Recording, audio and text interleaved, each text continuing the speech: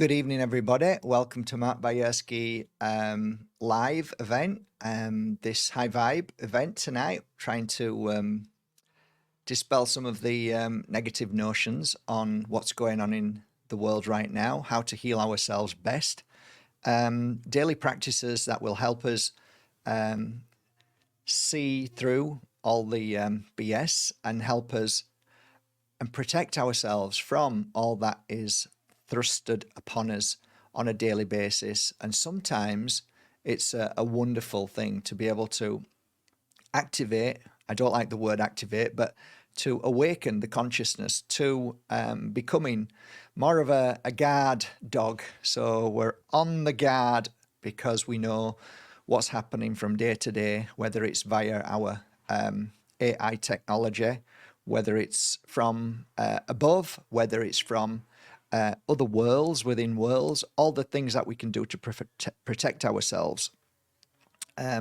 So some of the topics tonight, including what I've just said, the spiritual battle, trap spirit, how to move on from heartbreak, it's a big one. Clear hate from your life, how to clear hate from your life.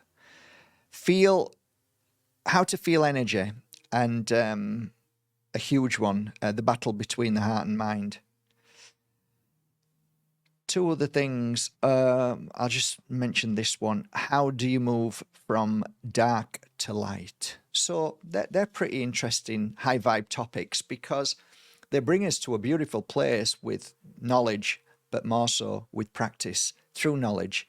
And ancient knowledge is something that I learned from my mentors a long time ago, from shamans, from spiritualists, people who claim not to be anything other than a good, kind soul. And I had a lot of mentors through the whole of the beginning at 38 years old, I would say up to 43. And then I really just went for it. I don't have any mentors online now. I don't really watch videos unless somebody sends me something and please watch it. Okay, I'll watch a bit of it.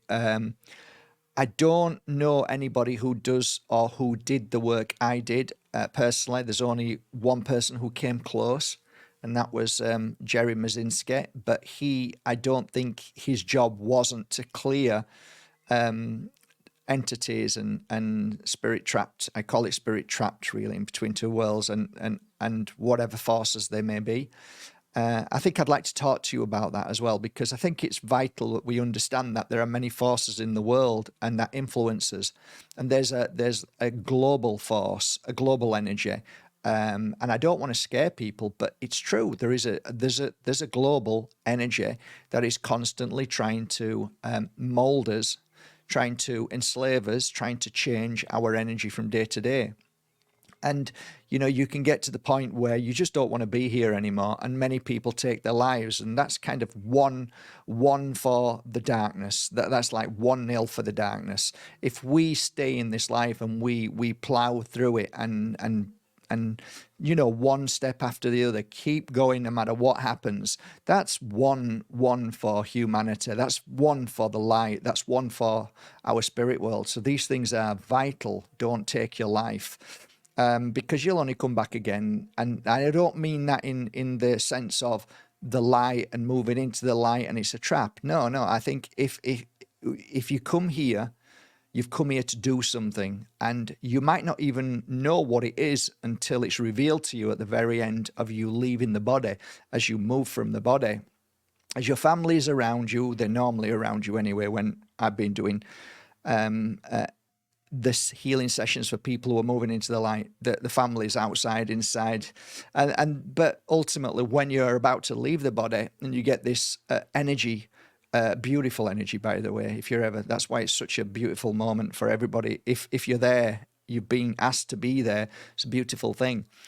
But what I see is that when my eyes are closed and I'm holding the client or I'm watching what's going on through my third eye, I can feel the energy of that person, not the spacesuit, the actual person themselves, which is the spirit.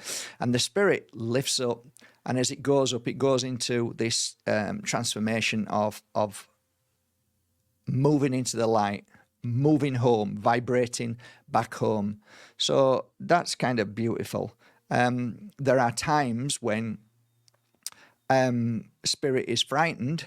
The spirit is frightened because they think, oh shit, what have I done? I killed somebody, or I didn't do what I should have done. I was set, because as that transition happens, it's almost like your life is being played in front of you as you're moving. I don't know why that happens, but it does. And I know this from clients saying these things. So I've heard it repeated as they're moving into the light. They see their life and, oh my God, I didn't realize. And it's just a beautiful.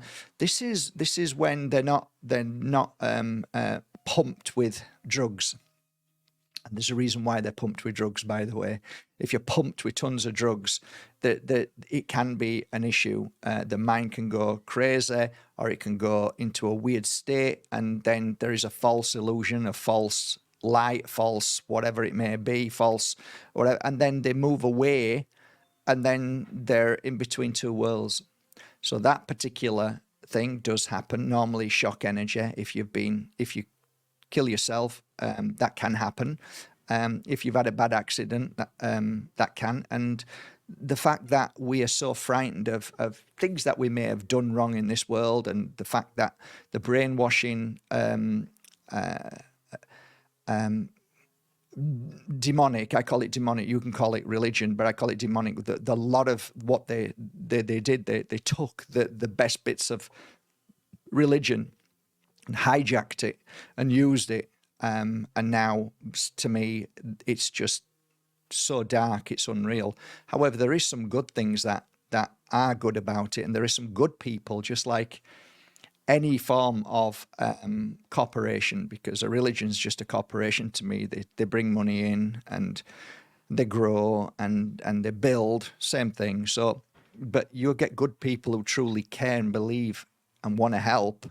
But really, the orchestrators of all of this are the same as big corporations or the governments. They're all owned and run by this dark energy, this entity. So, yeah, when spirit is trapped in between two worlds because they refuse to move back home. Okay, I don't want to say into the light, because it starts, people start, it's like, oh, just stop. Please, just stop. Just stop arguing about silly things like this. Let's just talk about what's here and now, what we can feel, and hey, what makes a difference in our life. That's important. That's all I'm bothered about. So there are times that you can feel people have attachments, and I've mentioned to you guys before, if you've ever watched some of my videos, I always felt that my son Nico, when he was a little boy, he wasn't himself. Like sometimes that ain't you.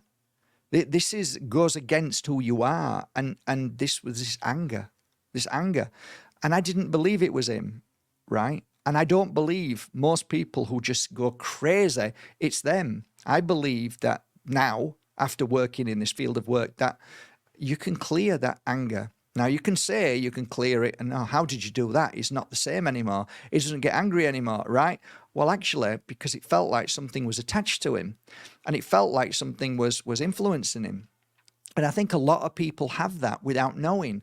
And I don't normally talk about it in my work, because I noticed a lot of people talked about it to bring fear into people so that they would go to them. So I never ever taught. If you ever heard me as a healer, full-time healer, I'd never say any of these things. I would never tell my client that they had an attachment. I would never tell them that they had demonic entity within them, influence them. I would never tell them that they were in a bad place, because that goes absolutely against what a true healer would do, because a true healer knows that the first thing you need to do is build the confidence and the strength back into the client and lift their energy up, lift their light up, lift the warrior within to become so strong that whatever's in them can't stay there no more. So you build love and you say you're okay, everything's right. So you're basically blasting them with love, confidence, so you never start telling them that they've got attachments.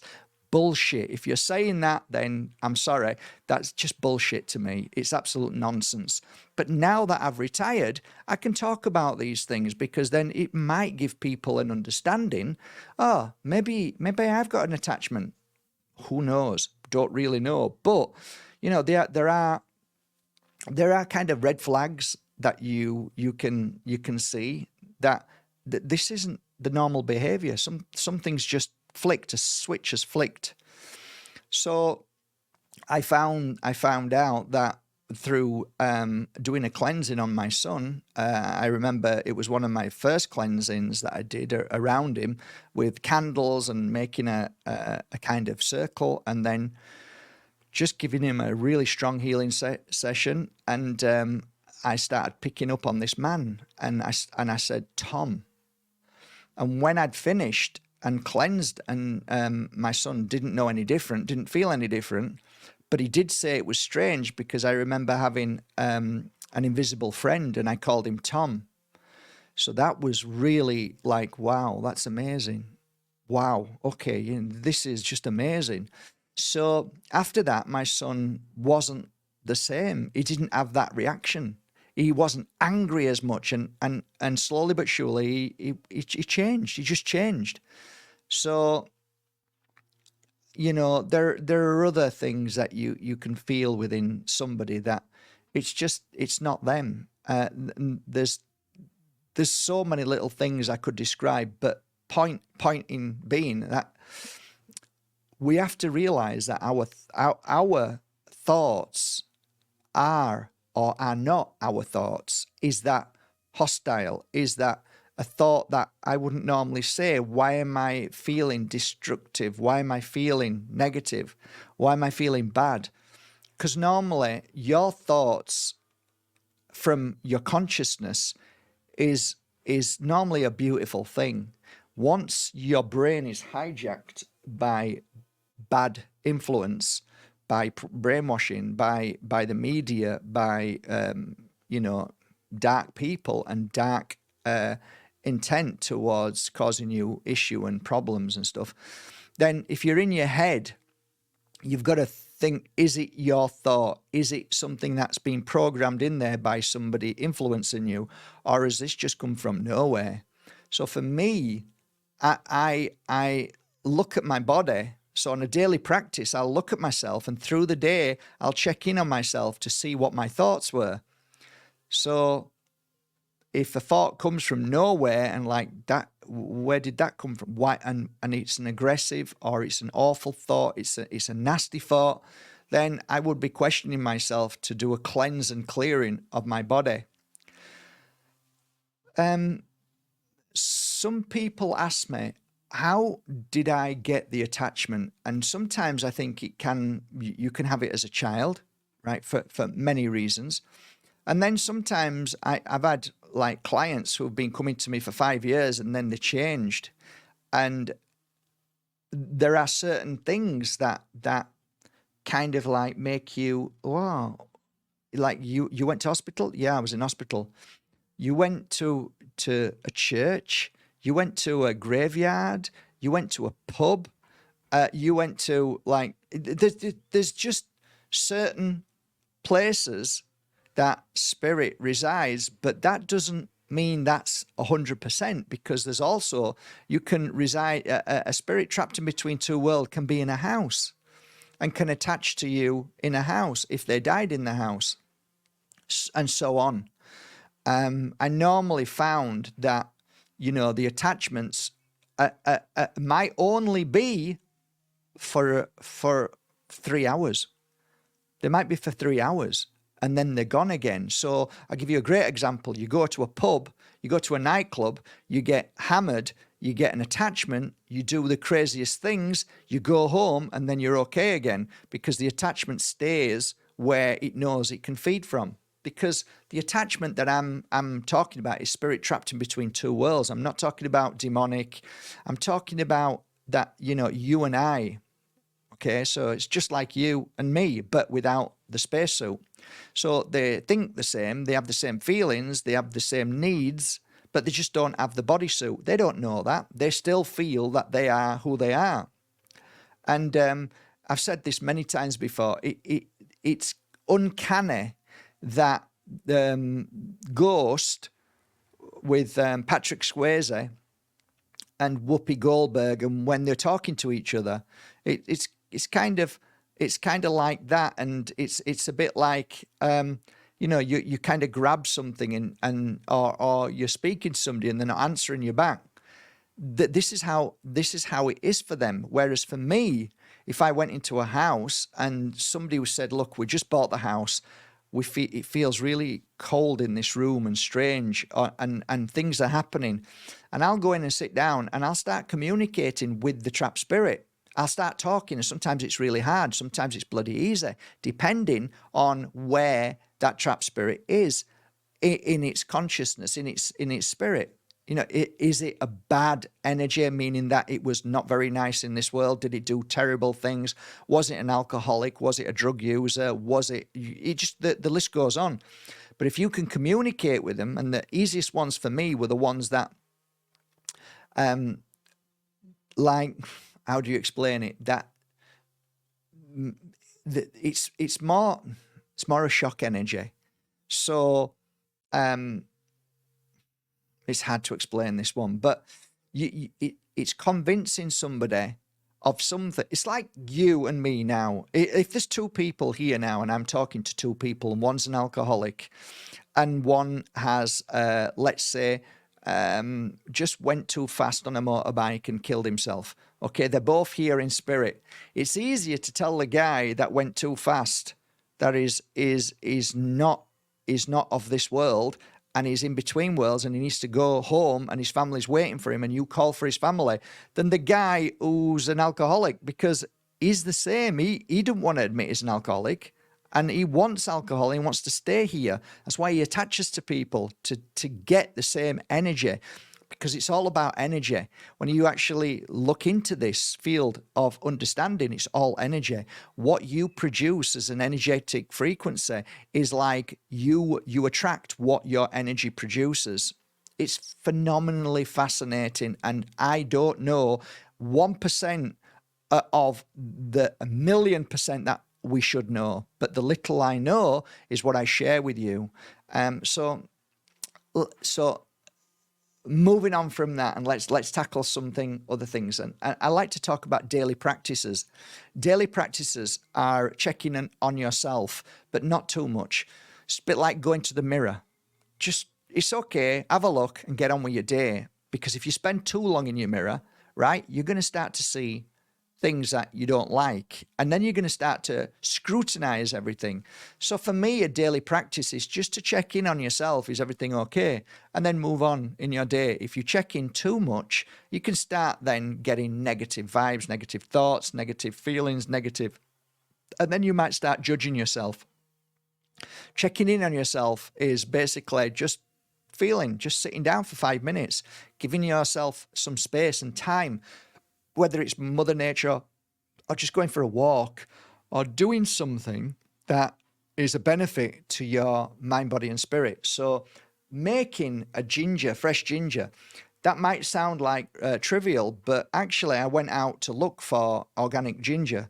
So I bought organic ginger, brought it home, and then chopped it up into tiny, tiny pieces, and then put it into there and drink that, and maybe have a chew of real honey. Now, most honey is fake. Okay, I'm sorry to say, it's fake. When you get something like this, it's real honey. Okay, that's real honey. So every now and again, just a little bit. You don't need a lot, just a tiny bit. Honey's very good for you.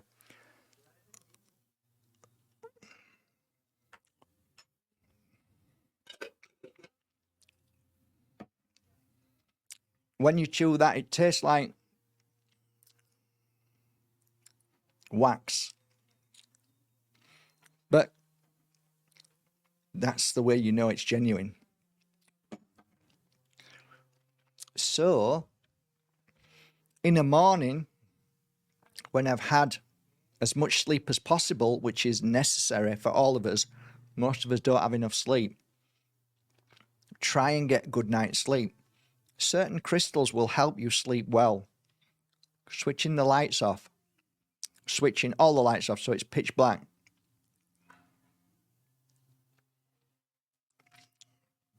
So it ends up like that. It's like chewing gum. So you've got crystals that will help heal you through the night. I like to sleep with shungite just to keep the energy distorted from the AI, so it distorts the AI, so it's better to sleep in that. I also have a really big, beautiful piece of. One day I'll take a photo and show you, but it's an amethyst, but it's also got stalactite attached to it. It's beautiful, and that's right next to my bed. Depending on how I'm feeling that night, I'll choose in and amongst here, maybe out of 50 crystals, one crystal I want to sleep with. I actually enjoy sleeping with crystals. The only one crystal I don't really sleep with too much these days is MOLDAVITE, because it kind of like, wow, it can be kind of, yeah. So that was my younger days kind of thing. Now, not so much. But anyway, oils are really important in my life now. So using natural oils, and the best way to use natural oils is to go to a naturopath, or places where you can actually literally smell the oil. This is how I work. I open bottles of oil and smell them and see what they smell like. Does it smell for me? Does it smell right? Is that going to help me? And what you're doing is you're becoming a teacher. You're the pupil that's turning yourself into a teacher, and you're learning what's good for you. So it's a little bit like checking in on yourself, but you're actually trying to connect to your consciousness, because it's not just the smell. The smell is only activating something within you, but your consciousness will say that's the right one. And eventually you won't even need to smell it. You just hold the bottle. Right, you'll know that that's the one. But to start with, start to smell. Go to your local fruit and vegetable organic store or farm, and start to ask yourself which fruit and vegetables are good for you that day or that week. For me, it started with the day. Now I can pick for a week. So, but try it for the day. Just choose certain fruits that are good for you that day. And this is another way of checking in on yourself. This is the daily practices of checking in on yourself. Every time you put something in your mouth, appreciate it with love. No, most of us don't. I forget so many times. But if you're eating real food from Mother Nature, and if you can eat Mother Nature's food straight from the ground or the tree, the first 30 minutes are the most magic minutes. So they hold an energy frequency within them and around them for about half an hour. So I've heard of some people saying that it lasts longer, but I actually did it once, where I took I did it with two. I did it with an orange and I did it with a lemon, and I sat them down on my healing bed, and I just watched them, and I looked past them to see the energy around them, and I could see it, and it slowly went and went. After 30 minutes, it was gone. So I thought, okay, I'm going to call this the magic half hour with fruit and vegetables. So that is something special. You're not only eating the fruit, which is fresh and straight from, but you're eating its energy and life force, which then will strengthen your life force, which is a brilliant tip, brilliant tip. So if you can, just, these daily practices are for you to go and find places where there are places you can pick fruit and vegetables. You might find somebody, you might find like, without even realizing, hey, there might be a group of people that grow vegetables, or there might be an allotment, or you might even want to start your own and do that. So most people don't have time in a day, but these are the little things that you may or may not do. It's up to you. So that's kind of like how I am. I like to feel my body, in the sense of sitting down for 10 minutes and see how I am, because through the physical, it will then move you straight to the spiritual. So it's kind of like, always starts with the physical. So I check my body, and my body says, oh, you're hurting a bit here. This needs healing there. You need, okay, why am I feeling that pain there? And then you ask why, and then you get your answer to what fruit and foods you need to eat to heal from that. And your body's constantly telling you these things. Even when you're poorly and sick, your body's trying to tell you what you need. So there's also this understanding that most people don't understand, that it's as important what you don't eat. So stay away from certain foods, which are obviously processed foods, and anything that, So even I don't really bother that much going out to eat, because most of it's just stuffed with flavorings, which is normally sugar. They flavor everything with sugar. So you think you're eating something natural, and they're just putting sugar in it. So I find it easier to make my own food, or where I go, I make sure and try and find the best place where they're not putting crap. So it's like, I don't want to eat something out of a tin.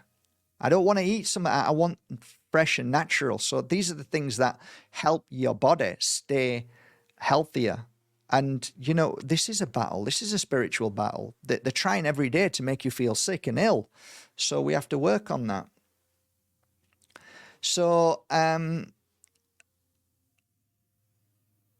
the spiritual battle is something that I've talked about for years.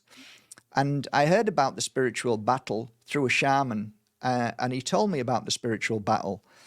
And the reason why he told me is because we were working together. I had my clients, he had his clients, and after a healing session, I explained what had happened to me, and he explained to me that what happened to my client and what I did, and he believed that I was natural. I didn't need to be a shaman. And he said, look, you're just doing what you're doing. Don't stop doing what you're doing because it's working. And I'm like, okay, because I thought, oh, should I become a shaman? And none of them ever wanted to train me. I don't know why. They never thought, like, you've got to be a certain kind of whatever for the true shamans to teach you what they've learned. But they never said, don't do what you're doing. They always used to say, you're doing it well, or keep doing that. It's good. No, do this. So I was always felt, okay, I'll just keep doing it. And my clients were saying, I'm better. So I thought, okay, well, this is okay. I'll just keep going and keep trusting in whatever I'm doing. And every time I went into the darkness, which was maybe about a handful of times, some more profound than others, and I met the individual who was in that darkness, I did the same thing as a trapped spirit.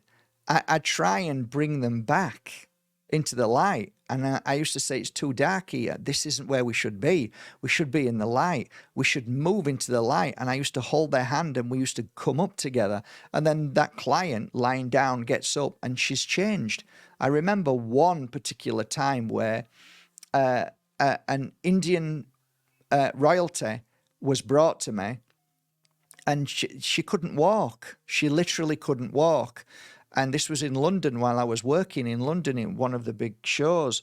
And she'd heard about, oh no, she didn't. She looked on a list of all the board and she homed in and just saw my name and just came round with two people holding her. Because she told me afterwards, and she said, I knew you were the one who could help me. And I'm like, I had no idea what, at the end I'm like, okay. But that was the same situation. She'd gone into a dark place and I went into that dark place and retrieved her soul, and she came back again and she could walk normally and she had a smile for the first time in 2 years. So the spiritual battle, I believe, is this overall energy that's always there and that is always ready to bring you into that darkness. It's waiting, basically, patiently for you to do things that part of that darkness can, home straight in on you and then bring you into that darkness. So it's waiting for everybody. So it's like that's the spiritual battle. So by way of realizing that it's all around, just like goodness and godliness and the source and spirit world, everything is around us. And depending on what you vibrate at, you attract. So if you are vibrating at sadness, at misery, at grief, all of these things, you will attract things that will make you and try and pull you down. That's why there's this idea of hell is down there. It's not really hell. What it is, it just means that when you're being pulled down, it's because you've got a weight on your shoulder. So when you're happy, You skip like a child, which means you jump. And you can jump almost like you can fly. Why? Because there's no weight, no heaviness, no heavy energy, no dark energy. Okay, so these are vital things that we have to change our understanding and see it in a different way. There's nothing wrong with darkness being around because it helps us and serves us to become the light, to become stronger. It teaches us how to be stronger. Without that, we'd all be just walking around being light. So I'm sure it's part of this world. And I'm sure in my heart that this, and I've been told this by many people, this is the only place that has this kind of frequencies. So this is why we learn so much, and this is why we can feel so much in this world. That, by the way, all goes when you vibrate back into your home world, into the beautiful ocean of the spirit world. That disappears. The memory of what you've been through and the suffering and pain, the physical pain, the emotional pain, all of that disappears. But as a collective consciousness, that ocean grows in such a way because of all the experiences that you've been through and how you've conquered it and how you've felt it. So it has a greater understanding of all that is and ever will be. So that's the spiritual battle. And you know, there's a saying, right? It couples up really nicely with the saying that you know, what you are, you attract. So if people are in a bad place and they've got that dark energy in them or around them, then it's obvious that you're going to be attracted, or somebody's going to be attracted to you if you've got that same dark force energy, because that dark force energy is trying to attract everybody into that very, very energy. So when you meet somebody who's in a dark place and you're in a light place, that's a repellent that repels each other. So normally what happens is you feel awful, you feel bad, and that entity which is attached to that person will drain you because it wants the darkness to come all over you. So I don't get it right, Mark. It's not draining you. They can't drain you. You drain yourself. And the reason why is because there's an automatic response of a protection that you give yourself. So it's almost like you're not only on guard, you not only feel bad, but your actual energy starts to like work even harder than it would do. And because it's the opposite of you, something happens that becomes, it's like energy work. If I'm doing energy work, if I don't attune to the right energy source and I work on my energy source, I'm exhausted. And that's why I teach healing, because most healers are exhausted, knackered, and they can't do it for, when they get older, they're just a mess. And I saw what was happening, and that a lot of healers just work from their own energy frequency, which is their heart. That's where the energy is around this section. So as you are giving healing to somebody, it's coming from your heart. And that to me is a no-no because you're exhausted. Now, if you tap into the energy of the universe, which is this light, this beautiful healing energy, if you tap into that, it comes through you and goes out through your hands and gives the healing to the other person, and you're not affected. In fact, you are affected, but in a positive way because you've just received all this download of healing. So when you are in the company of somebody that is of dark energy, if you start using your heart energy to try and fix, as we all try to do, we need to fix everybody. We need to help them. We need to fix them. If you're trying to fix them from your spirit because you don't know how to bring that energy, you don't know how to use it because it's not something that you do, then you feel exhausted and tired. I hope that makes sense. But it's just like part of what I talk about. This conversation alone can last for 4 hours. So, all right. So I hope you maybe understand a little bit of that. How to move on from heartbreak. So heartbreak is just a term that means that you feel let down. You feel like you've been let down. And the ultimate reason why you feel you've been let down is because of your belief system in something that wasn't or didn't happen. So great expectations of relationships are going to cause more pain, in my humble opinion, than anything else. So if I'm with somebody now, I don't expect anything from them. I don't expect anything. I am glad that everything's fine. I'm glad that everything's working, but I don't expect one gone dab thing from them. Nothing. And if they're to leave me, it's because I deserve it, or because they might have met somebody else, and that's the way it is. So I'm very different than most people now. I don't expect anything. I've been through 2 relationships. I know what it's like, and I don't expect anything. So it's like I don't go to somebody to expect something from them. And this is how the universe works. It's been molded by a dark energy to make you expect of somebody that they have to be this way. You have to be this way, or else you're evil and you're a bad person. Look, nobody knows what's going to happen from one day to the next. I talk like this. You'd think I'd cheat. I cheat on my relationships. I've never cheated in my life. Never. Look in my eyes, not in my life. I've never walked away from a relationship. So, just so you know. But I still understand. In fact, I understand now more than ever. So, for me, it's like, look, you can't guarantee anything. You don't know what's going to happen from one day to the next. You can't put a wedding ring on somebody and say, that's it for life. I did, and I meant it, but it wasn't meant by the other parties. So I'm sorry, but it's just the way it is, and I get it. I totally understand it. I was at one point with one of my relationships, and she said, "Oh, maybe we should just you live in this house, I live in that house, and we'll come together. It might." And I'm like, "No, I'm not going to do that. If we do that, what's the point in being together?" Now I think, wow, I understand that even more now. So I've learned so much from that, and it's great. So for me, I don't feel pressure, but whoever's with me probably will feel pressure, because they conform to this, I think, this delusion.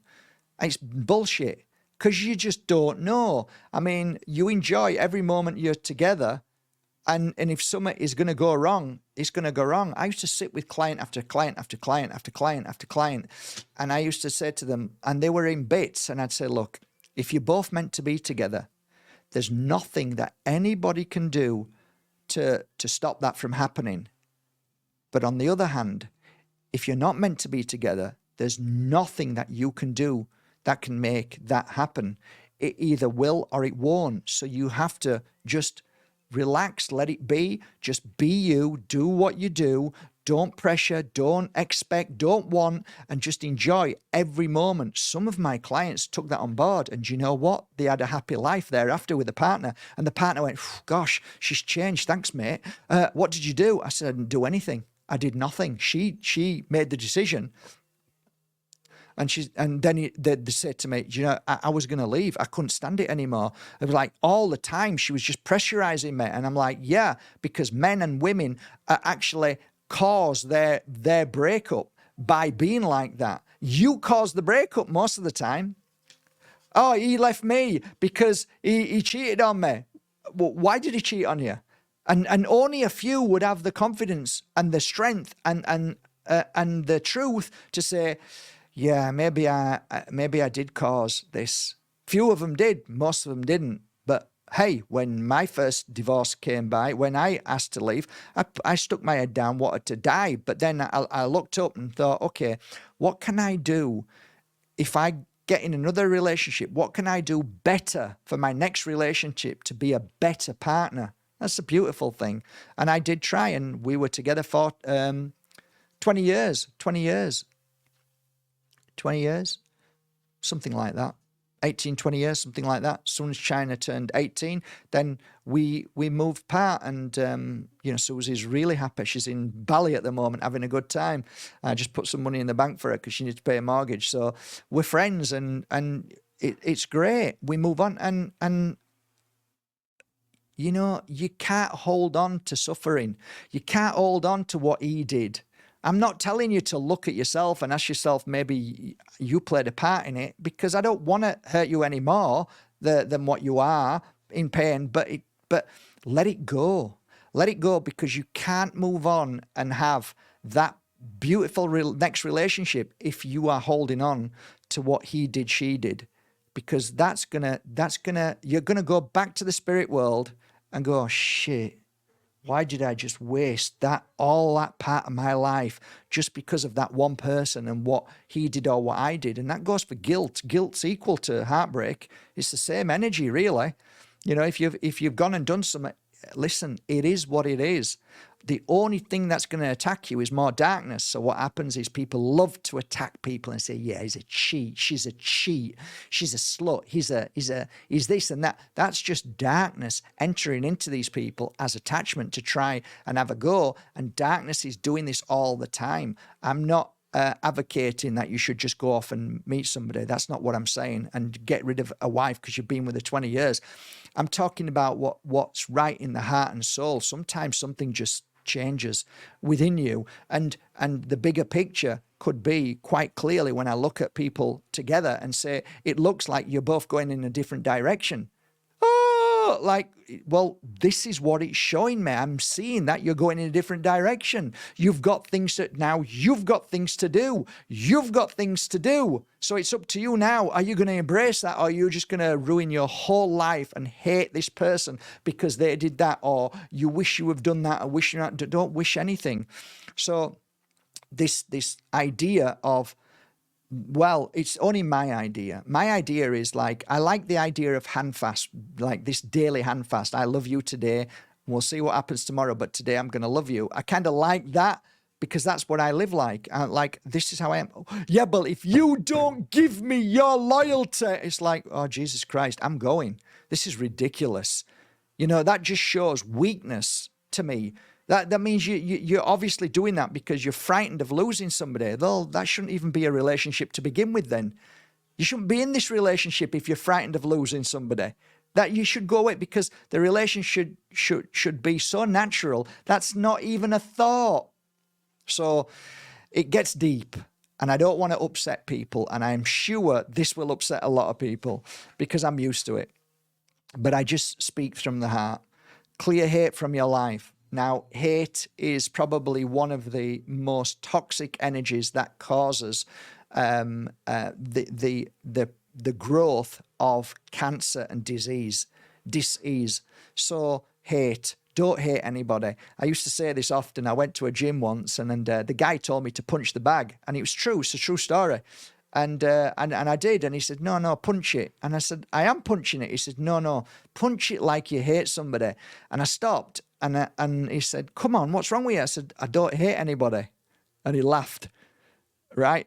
I don't hate anybody. Nobody. I hate nobody. I don't care who does bad things in the world. I will not hold on to hate because that's what this dark force wants of you. It wants you to hate somebody. It wants you to hate because once you step into that hate, it can pull down its dark energy and then enter into you and then cause the toxic body to become sick and ill. And then it's got you because then you vibrate at the frequency of what it wants and feeds from. So that's pretty simple, really. How do you feel energy, Mark? Somebody asked. How do I feel energy?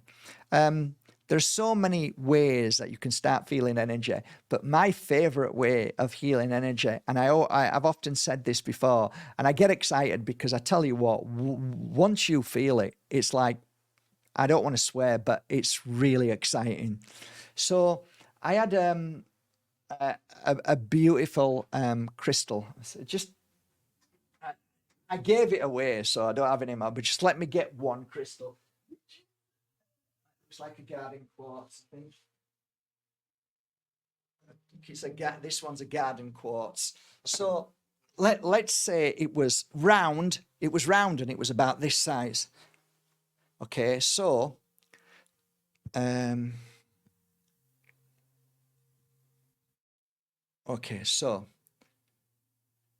this is, it's on the table. It's on the table. So my elbow is on the table. So what I do is I put my hand over and might just touch it. I might just hold it a little bit, touch it and hold it. And just get used to its energy. Okay. And then because this elbow is nice and comfortable on here, okay, I'm just going to sort of do this up and down. And then just start to feel. And then go down and start to feel its energy. See where its energy is. Don't matter if you touch it, just keep doing it. And eventually your hand will get comfortable. Your hand will get light and it'll start to get tingly. But what you're looking for is the point where the energy hits your hand and you can feel it. So I'm here. I can feel its energy here and my hand is kind of bouncing off it. So I'm pushing into it. So I can feel it there. It's beautiful. So it takes a little bit doing. And I think this is kind of very, very... the energy of this one is a lot subtler than the energy of moonstone. And I recommend rainbow moonstone, round ball, a nice big one to fit in your hand, and just practice that.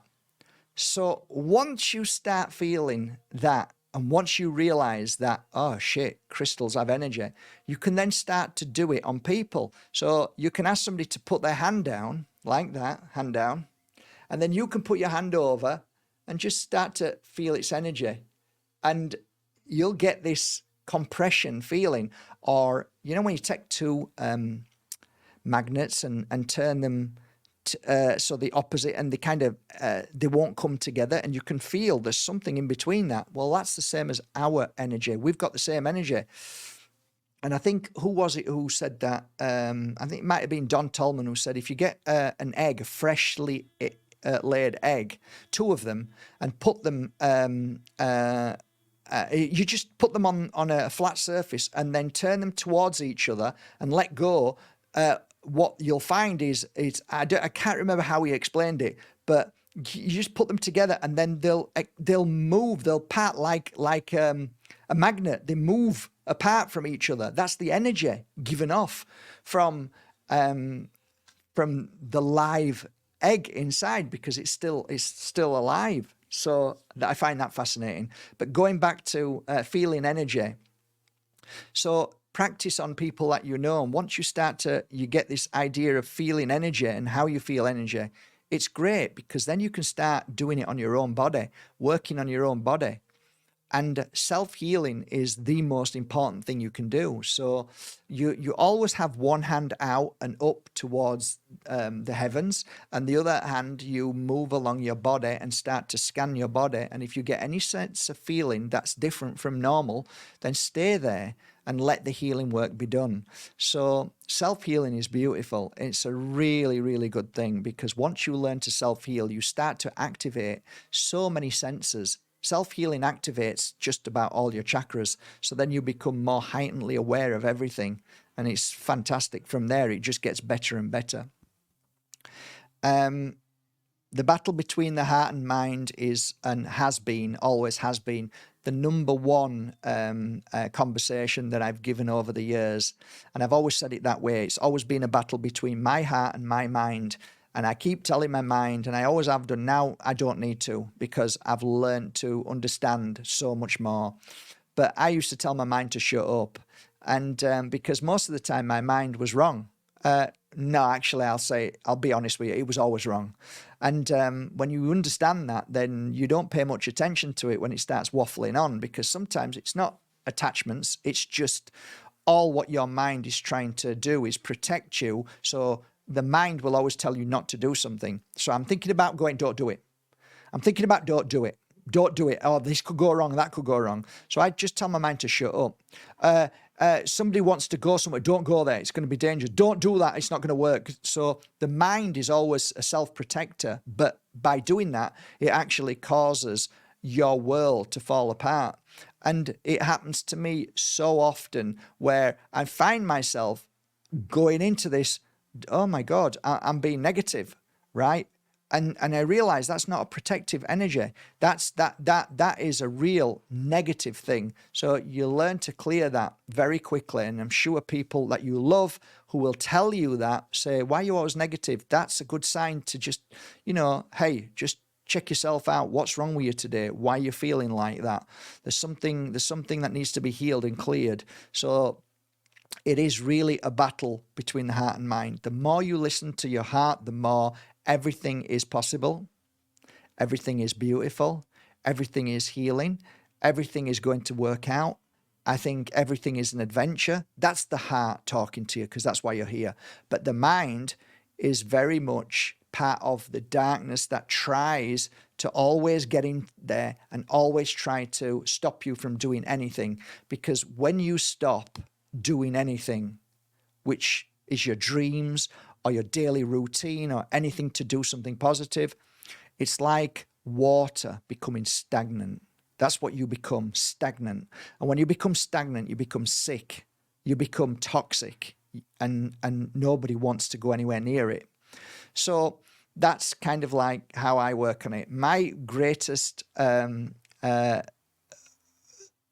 say, trick was to believe that I've got a little tiny devil in my mind. It's just a little one with a stick and the long tail. It says to me, I ain't going nowhere. And I'm saying, just go, just leave me alone. And he says, no, I'm not going anywhere. I love being here. And it was always had an Irish voice. And I'm just saying, just go. And he says, no, I'm staying right where I am because you do exactly what I want. And I love being here. You are so negative. You say then all sorts of, you get upset. I like staying in your mind. So I learned to see it as not me, it's something in my mind and I need to get rid of it or shut it up. Because once that little devil doesn't get fed, if you don't react, it gets bored and it's going to go. So the wonderful things to heal that, to accompany that, is to always remember that there are things that reside within the body, both mentally, physically, and emotionally. So by clearing your mind as much as you can by eating the right foods that clear parasites is so important. When you clear parasites and you can get to the mind to clear them parasites, then you're going to find you are a different person, a different energy, and you don't react angry, you don't follow or need anything. I had a little bit of honey. I've had that honey for 2 weeks. I've just had one little bit. I don't eat it every day. It's just every now and again. I don't need sugar. So if I need anything, if I'm desperate for anything, then there's something out of line within my body. So if you need a handbag, if you need a new phone, if you need something, it means that there is something out of balance in you.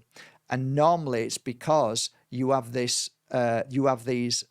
parasites that are trying to make you become needy, or you want something, and it's kind of like a reaction that I can tell when somebody has parasites. I can see it, and I can tell when people have attachments. So work on parasites because they're in our body all the time anyway. So the more you clean your body, the more happy thoughts come, and the more that your emptiness that you're trying to fill by buying something is going to go. And the more you're going to start to, the less parasites you have, the more healthy things you turn to. And that's the truth. You turn to more health. You want more fruit, more vegetables, raw. You don't want too much cooked food, overcooked food, because you want to taste things, and you can't taste things when parasites are within you. So your taste buds change when you clear all of that, and you start to taste real food, and you start to love it and think about it and say thank you for it. Most of us are too busy, and I hold my hand up. Sometimes I'm so fast that I forgot to enjoy the meal.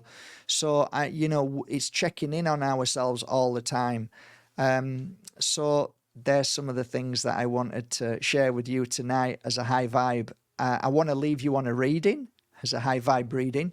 Thank you for joining me tonight, guys. Love you all. And this will not be on YouTube, I'm going to knock it straight off because they're basically attacking me. So I'm not going to allow them. I'm just going to knock it off and put it onto Rumble until we've got our beautiful new home, which is going to be lovely. And it's, yeah, I'm going to enjoy it. It's going to be a nice space, a nice area for us to be able to do this without worry and fear. And that will be the membership site coming soon. So let's just have a quick read.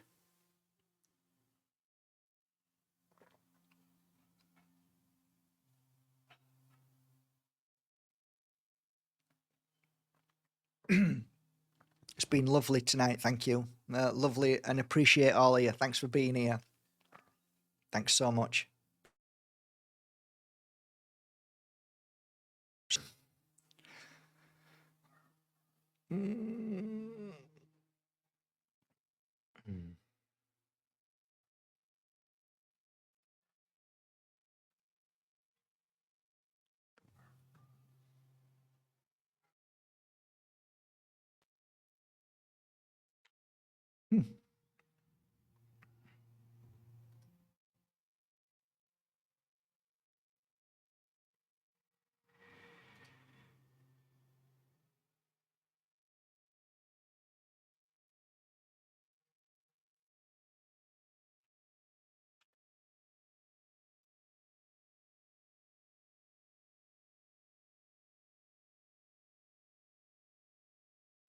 I don't know what's happened. I must have pressed something. I'll try and get it back on. Sorry, guys. I don't know how that happened. Oh, I'm not the best on computers. Anyway, still here. It went dark. I thought it was light. And then there was light. Okay, then.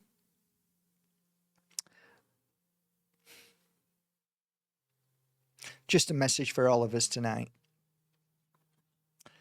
Through darkness, through the pain, through time that may seem forever,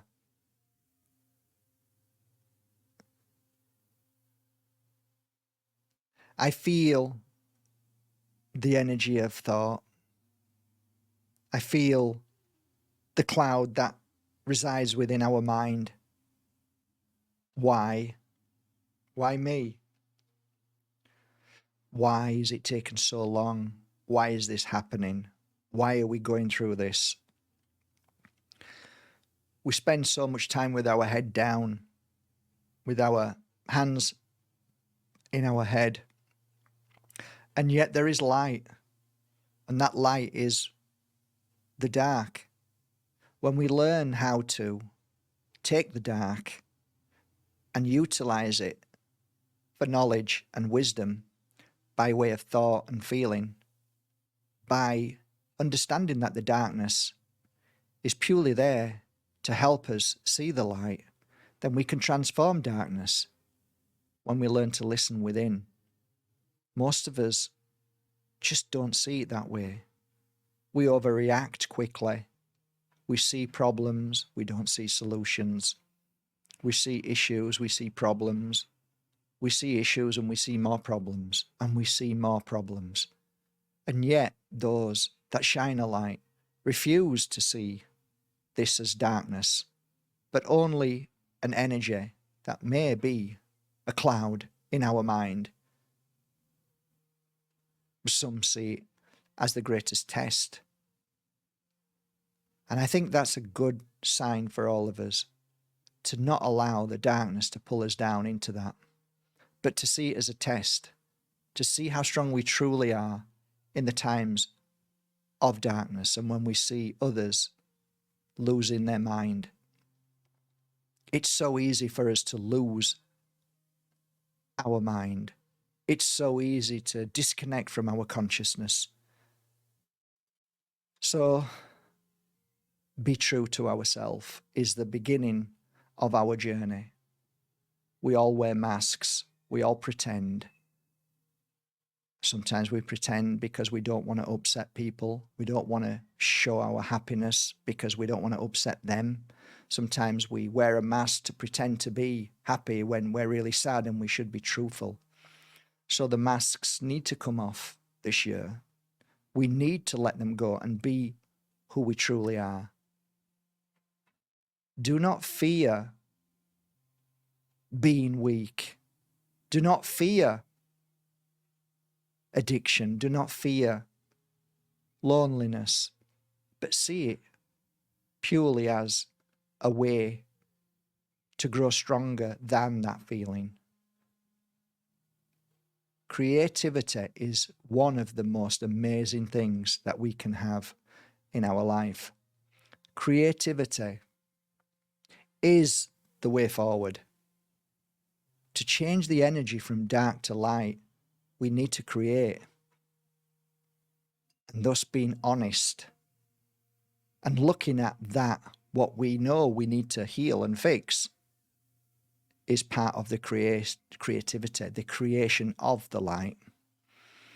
So it's time to think a new thought. It's time to make today the first day of the rest of your life. It's time to bring in new channeling from the mind. It's time to bring in the light in the mind. And thus, new ideas, new thoughts, all on a positive and light energy. No barriers, no walls. Simply a path that you can walk and it will be free and healthy, filled with love. And the path never stops. Of course, it's a journey of joy, a journey of strength, a journey of courage. And it's your journey. I see you well. I see you healthy. And I see you at a most beautiful time of your life. Start to write, start to channel. Just see what comes with your writing. Start to dream.